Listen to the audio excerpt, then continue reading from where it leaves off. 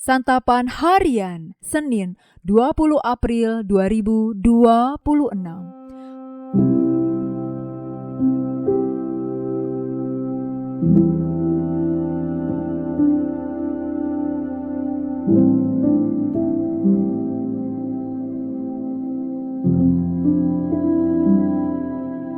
Inilah program Santapan Harian, sebuah program yang mengajak Anda menelusuri isi Alkitab, agar Anda menemukan makna firman Tuhan sesuai dengan konteksnya.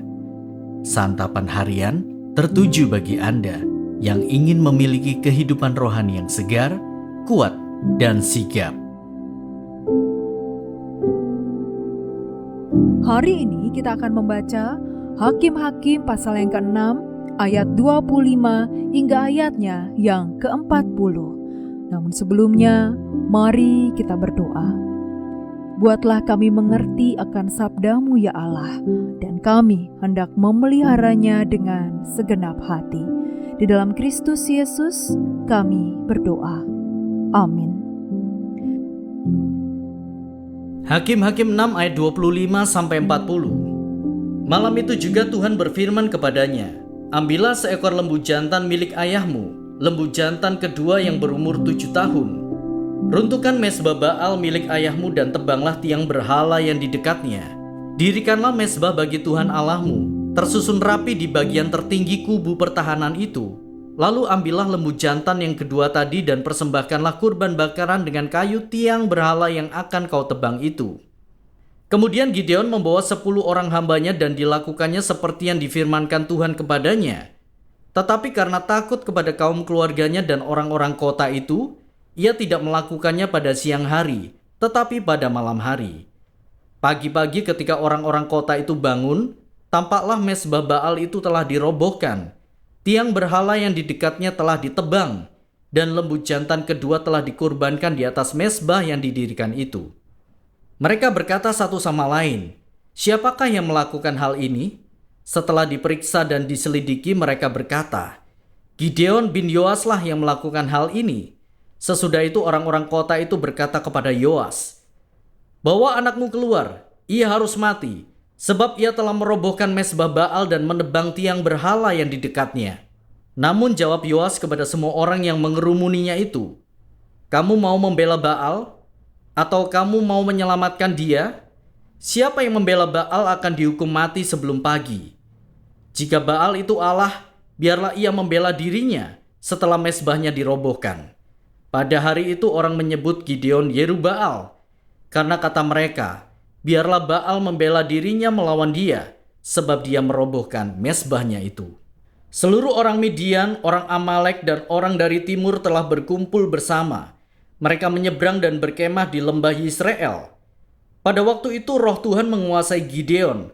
Lalu ia meniup sangkakala dan mengerahkan kaum Abiezer mengikuti dia. Ia juga mengirim utusan ke seluruh suku Manasye dan mereka dikerahkan mengikuti dia. Ia mengirim pula utusan ke suku Asyer, Sebulon dan Naftali. Lalu suku-suku ini pun bergabung dengan mereka. Kemudian berkatalah Gideon kepada Allah, "Jika engkau mau menyelamatkan orang Israel dengan perantaraanku seperti yang kau firmankan, maka aku akan menaruh guntingan bulu domba di atas tempat pengirikan. Apabila hanya di atas guntingan bulu itu ada embun, tetapi seluruh tanah di situ tetap kering, aku akan mengetahui bahwa engkau mau menyelamatkan orang Israel dengan perantaraanku, seperti yang kau firmankan." Lalu terjadilah demikian. Keesokan harinya pagi-pagi ia bangun dan meremas guntingan bulu itu. Ia memeras dari guntingan bulu itu air embun, secawan penuh air. Kemudian Gideon berkata kepada Allah, "Janganlah kiranya murkamu menyala-nyala terhadap aku bila aku berbicara lagi. Sekali ini saja. Biarkanlah aku satu kali lagi saja mengulangi percobaan dengan guntingan bulu itu. Kiranya guntingan bulu itu saja yang kering, sedangkan di seluruh tanah itu ada embun." Demikianlah dilakukan oleh Allah pada malam itu. Hanya guntingan bulu itu yang kering, sedangkan di seluruh tanah itu ada embun.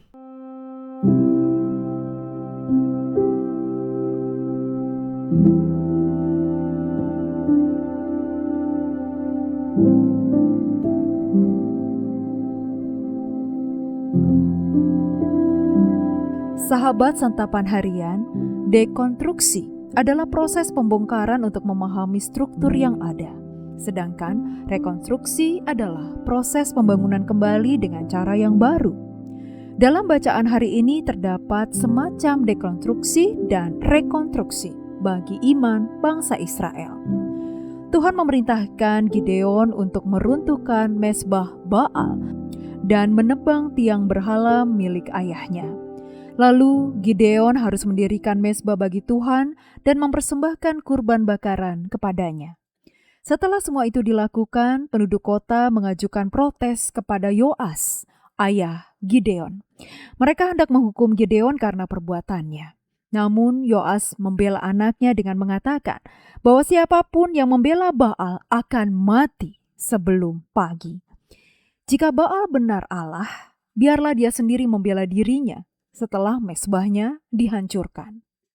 Pernyataan Yoas ini tidak bisa dibantah oleh penduduk kota karena memang Baal yang mereka sembah selama ini tidak mampu membela mereka. Jika demikian, bagaimana mungkin ia membela orang-orang yang menyembahnya? Apa yang dilakukan Gideon yang sesuai dengan perintah Tuhan dapat dikatakan sebagai proses dekonstruksi dan rekonstruksi iman pada masa itu. Proses dekonstruksi bukan hanya merobohkan bangunan fisik, tetapi juga mengubah secara total pemahaman tentang penyembahan kepada sosok yang dianggap berkuasa. Mengubah pemahaman lama dan menggantikannya dengan yang baru bukanlah hal yang mudah. Dibutuhkan kesediaan untuk berpikir dan merenungkan kembali konstruksi iman yang sudah terbentuk sebelumnya.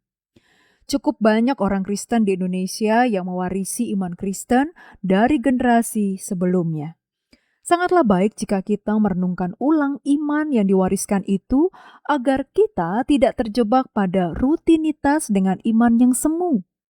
Hal rutin yang menghambat pertumbuhan iman perlu dibongkar dan diganti dengan aktivitas baru yang lebih berfokus pada pengenalan akan Kristus secara lebih mendalam. Mari kita berdoa. Allah yang hidup, iman yang kami terima adalah anugerah.